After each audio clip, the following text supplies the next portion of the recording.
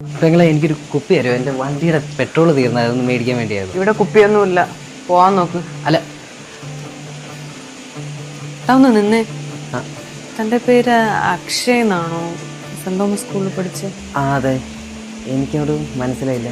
എടാ, ഞാൻ ഐശ്വര്യ, നിന്റെ ബാച്ചിലായിരുന്നു. ആടി ഓർമ്മയുണ്ട്, നിന്റെ കല്യാണമൊക്കെ കഴിഞ്ഞായിരുന്നല്ലേ? ആടാ, അത് ഈ മഴ പെയ്യുന്ന, നീ കയറി വാ, ചായ കുടിച്ചിട്ട് പോ.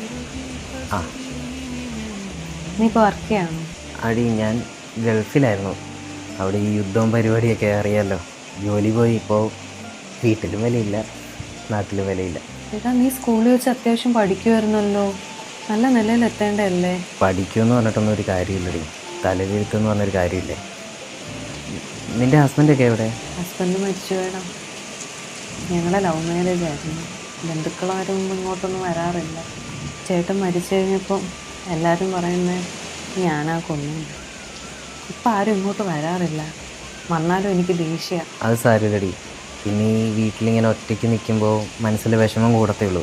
നീ പുറത്തോട്ടൊക്കെ ഒന്ന് ഇറങ്ങ്, പറ്റുമെങ്കിൽ ഒരു ജോലിക്കൊക്കെ പോകും, മൈൻഡൊന്ന് റിഫ്രഷ് ആവും. എടാ, എനിക്കിപ്പോൾ ഒറ്റയ്ക്ക് ജീവിക്കാൻ ഇഷ്ടമാണ്. അതേപോലൊരു മടുക്കും. ഇത് നമ്മൾ ഈ ഭൂരിഭാഗം മനുഷ്യർക്കുണ്ടല്ലോ, ഒറ്റയ്ക്ക് സർവൈവ് ചെയ്യാൻ ഭയങ്കര ബുദ്ധിമുട്ടാണ്. എനിക്കും ഭയങ്കര ബുദ്ധിമുട്ടാണ്. എടാ, നാട്ടുകാരെങ്ങനെയൊക്കെ പറഞ്ഞിട്ട് നിനക്ക് എൻ്റെ അടുത്തിരിക്കാൻ ഒരു പേടിയില്ല? ഇടി ഞാൻ ഒരാളെയും വേറൊരാൾ പറയുന്നത് ജഡ്ജ് ചെയ്യാറില്ല. പിന്നെ നിന്നെ ഞാൻ ഈ സമയം കൊണ്ട് മനസ്സിലാക്കിയത്.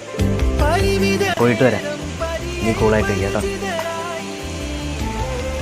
ആരോ പറഞ്ഞു കേട്ടിട്ടുണ്ട്, ചില മനുഷ്യർ പറയുന്ന ഓരോ വാക്കിനും ഒരുപാട് അർത്ഥങ്ങളുണ്ടാകുമെന്ന്. ആ അർത്ഥങ്ങളാ നമ്മളെ മുന്നോട്ട്